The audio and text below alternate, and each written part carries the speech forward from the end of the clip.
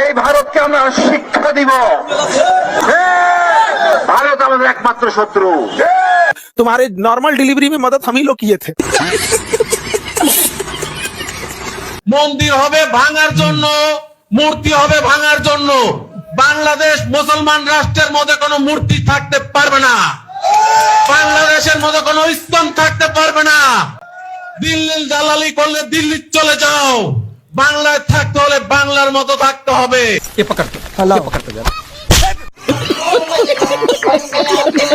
তবে আমাদের যুদ্ধ চলমান, আমরা বুঝে গেছি আমাদের মূল লড়াইটা হবে ভারতের সাথে। ভারতের আধিপত্য যেদিন মুক্ত করব, যেদিন সেভেন সিস্টার আমরা দখল করে নিব, সেদিন আমরা বিজয় দিবস উদযাপন করবো ইনশাল্লাহ।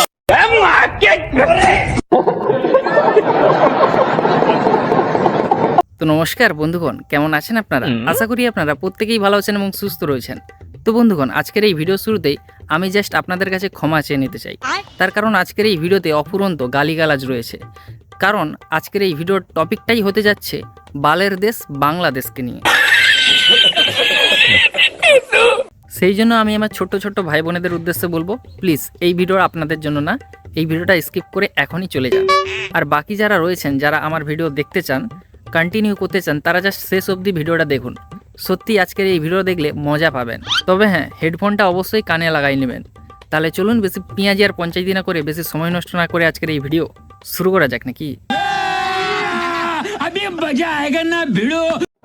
আপনারা যেহেতু তাদেরকে আশ্রয় প্রশ্রয় দিচ্ছেন, কথা স্পষ্ট করে বলে দিতে চাই, ভারতের যারা সেপারেটিস্ট আছে বাংলাদেশে, আমরা তাদেরকে আশ্রয় প্রশ্রয় দিয়ে যে সেভেন সিস্টার রয়েছে সেটাকে বাংলাদেশ থেকে, ভারত থেকে আলাদা করে দিব। মনে হচ্ছে রাতে বাংলার নেশাটা এখনো কাটেনি, নাকি ভারত থেকে সেভেন সিস্টারকে আলাদা করে দিবে। বলছি ভাই, শীত পড়েছে, হুস করে লেপের তলে শুয়ে পড়গে। দেবর কখনই ভাই হতে পারে না, একটু চান্স দিলেই বুঝবেন।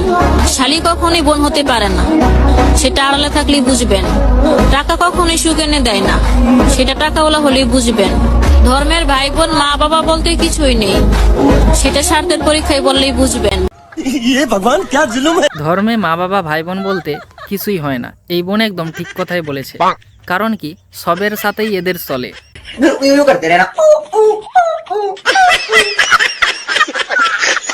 বন্ধুরা, এই বোনটাকে আর কি বলবো, যেখানে একটা বিশেষ ধর্মে জনপ্রিয় কিছু হুজুররা জলসায় বসে এটা বলে যে নারী নাকি পুরুষদের কাছে একটা জমি, যেখানে খুশি যখন খুশি যেমন খুশি ইউজ করতে পারো, সেখানে এই বোনটি এই ধরনের কথা বলবে, এটাই তো স্বাভাবিক।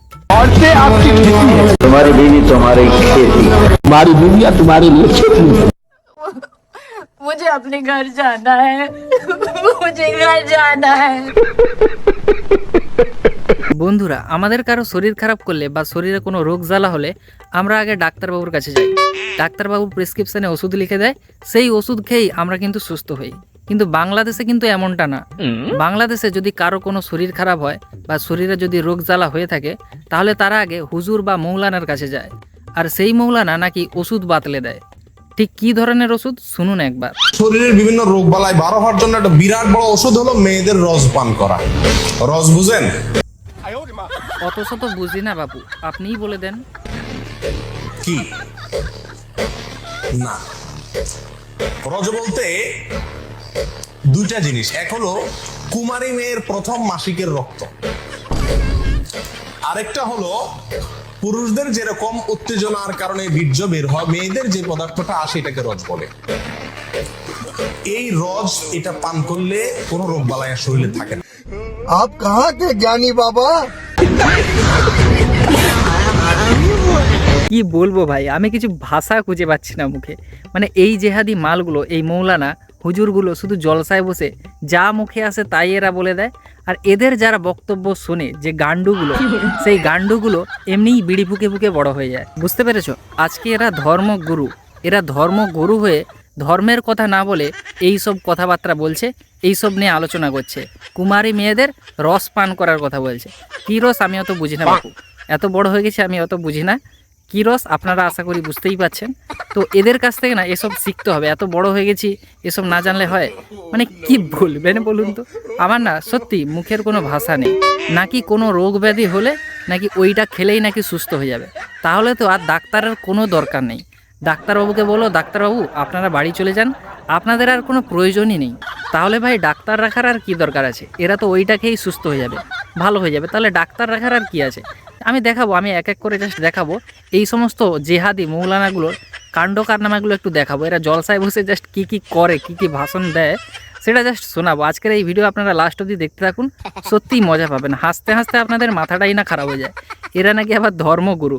দেখুন আরেকবার ছোট করে দেখুন। মুক্ত হওয়ার জন্য, বিভিন্ন রোগ থেকে, বড় বালা মুসিবত, অসুখ বিসুখ থেকে ভালো হওয়ার জন্য নিজের মুখ এবং মেয়েদের স্তনের দুধ পান করলে রোগ ভালো।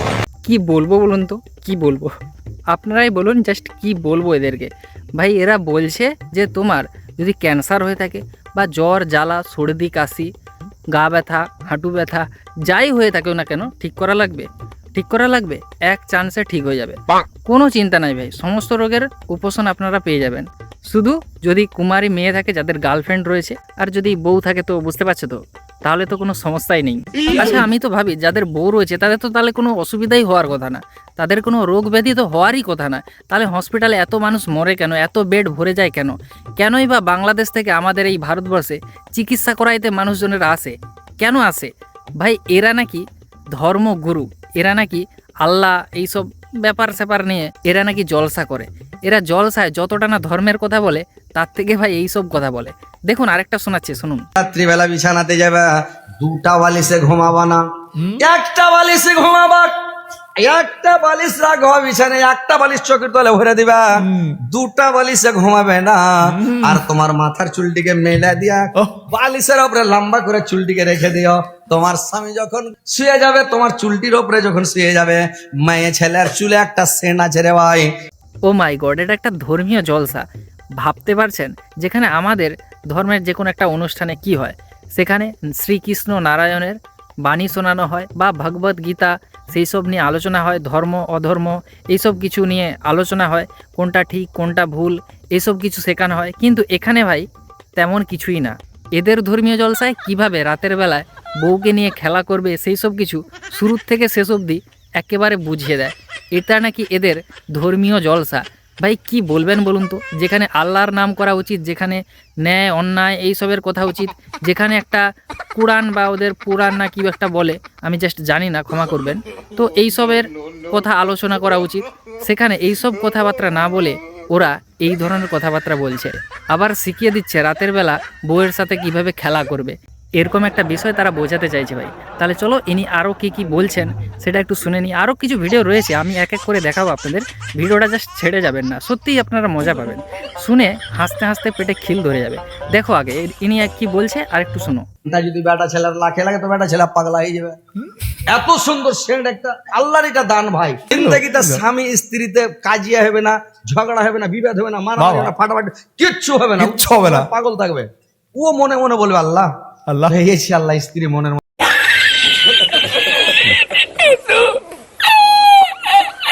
ভাই আমার এখানে কি মনে হয় জানেন তো, বাংলাদেশের হুজুররা হলো হুজুর কম খেজুর বেশি না। মানে ভাবুন একবার, মানে ধর্মীয় একটা জলসায় বসে কে বা কারা এই ধরনের কথাগুলো বলতে পারে বলতো? কারা বলতে পারে? আর যারা ওই ধরনের কথাগুলো শুনছে ওই ধর্মীয় জলসায় বসে, তাদের কি একটুও কি মানবিকতা নেই? একটুও কি তাদের কি শিক্ষা দীক্ষা নেই যে ওই ধরনের কথাগুলো তারা বসে বসে শুনছে? হুজুর মৌলানা যা বলবে তাই কি শুনে নিতে হবে? শিক্ষিত মানুষ কি একদমই নেই বাংলাদেশে? তারা কি ওই হুজুরকে স্টেজ থেকে পিছনে লাথি মেরে বের করে দিতে পারছে না যে এই ধরনের কথাগুলো বসে বসে এনজয় করছে? কি বলবেন বলুন তো, মানে লজ্জাজনক কথাবার্তা একদম। ভাই আমি তো এখানে বলবো, বাংলাদেশে কিছু থাকুক বা না থাকুক, এন্টারটেনমেন্টের কিন্তু কোনোই কমতি নেই, সত্যিই কোনো কমতি নেই। আরেকটা হুজুরকে দেখাচ্ছি, একবার দেখুন। তিনি তো আবার জলসায় বসে জলসা কি করবে, রীতিমতো গান ধরতে লেগে গেছেন, দেখুন। মেয়ে জোসনায় আমায় কথা দেয়াছে, আসি আসি বলে জোসনা পাকে দেয়াছে, তুমি জোসনা হেতা দিয়াছিলে কথা, তোমার না দেখলে আমার প্রাণে লাগে ব্যথা। মুরব্বি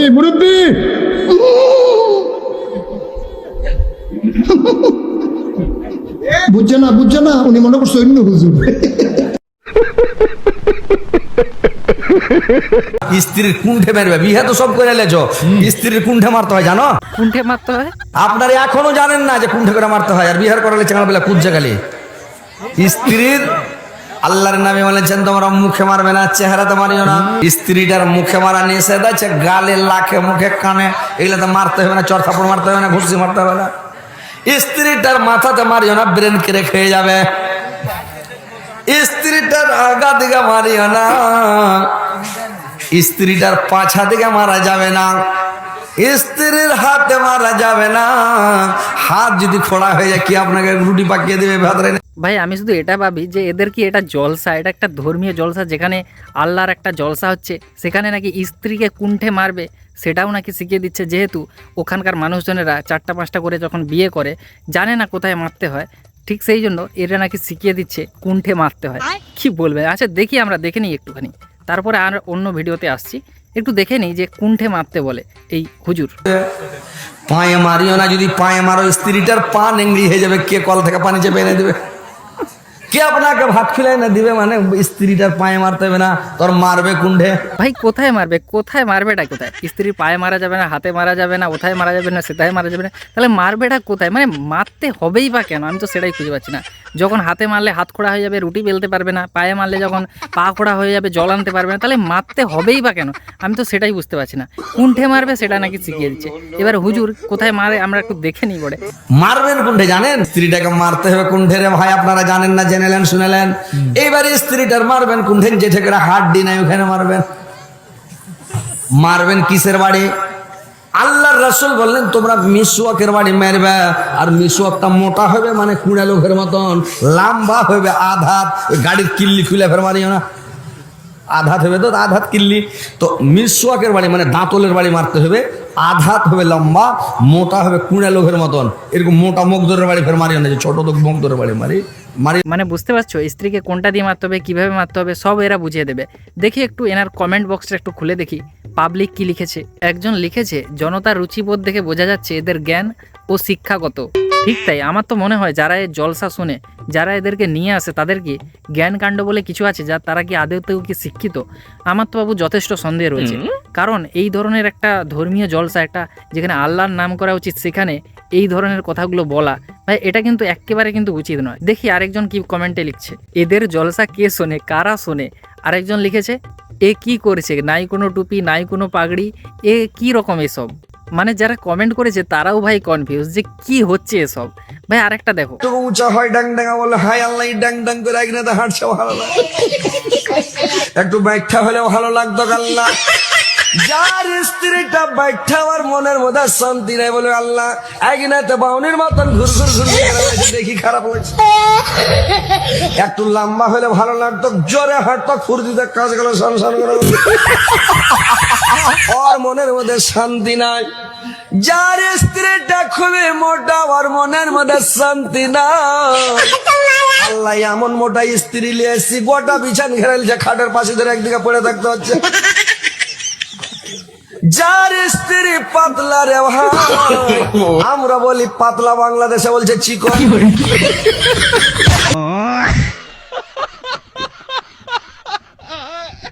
ভাই মানে বিশ্বাস করো এরা জলসায় যে নাকি এই রকমের আলোচনা করে, কার স্ত্রীর কি বড় কি ছোট, কি পরে কি না পরে, মানে এত সমালোচনা করে। একটা ধর্মীয় জলসায় বসে এরা নাকি এই ধরনের আলোচনা করে। ভাই বিশ্বাসই করা যায় না, না দেখলে আমি তো সত্যিই বিশ্বাসই করতে পারছি না। ভাই আমি কিন্তু কোনো ধর্মকে ছোট করছি না, যে যার ধর্ম সে তার কাছে বড়, কিন্তু ভাই এইসব কিছু দেখার পরে, বিশেষ করে বাংলাদেশ থেকে এইসব কিছু উঠে আসছে, তাদের জলসায় এসব কিছু হচ্ছে, এইসব দেখার পরে সত্যি না আমি হাসি আর থামিয়ে রাখতে পারলাম না।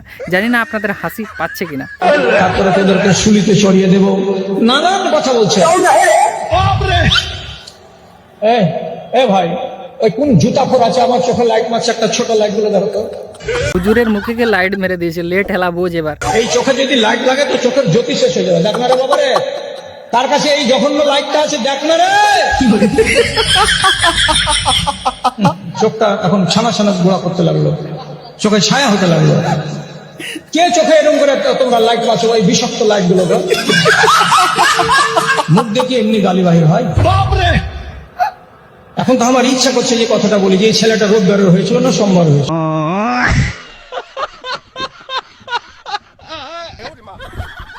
ভাই আমি কি বলবো, আমি তো হাসি আটকে রাখতে পারছি না। সত্যি আমার এত হাসি পাচ্ছে, এত হাসি পাচ্ছে, এত হাসি আমি না সত্যি কোনোদিন হাসিনি।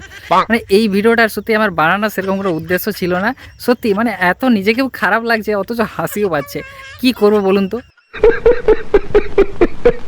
ভাই। এই ধরনের ভিডিও যদি আপনারা আরও দেখতে চান অবশ্যই কমেন্ট সেকশনে কমেন্ট করে জানান। আর এটাও জানান যে এটা কি আদৌ ধর্মের মধ্যে পড়ে, মানে এরা কি আদৌ তো ধর্মীয় বক্তা? যদি হয়ে থাকে ধর্মীয় বক্তা, তাহলে এরা এসব কি করছে এটা কি? সত্যি একটু আপনাদের নিজের মতামত অবশ্যই কমেন্টে জানান। কমেন্ট দেখেও আমি অনেক খুশি হব। তো যাই হোক, আজকের এই ভিডিও এখানে শেষ করছি। তা ভিডিও ভালো লাগলে অবশ্যই ভিডিওটিকে একটা লাইক করবেন, লাইকের পাশাপাশি আমাদের চ্যানেলটি সাবস্ক্রাইব করে আমাদের পাশে থাকবেন। ফিরছি নেক্সট কোনো একটা ইন্টারেস্টিং টপিকের সাথে। সবাই ভালো থাকবেন, সুস্থ থাকবেন, টাটা।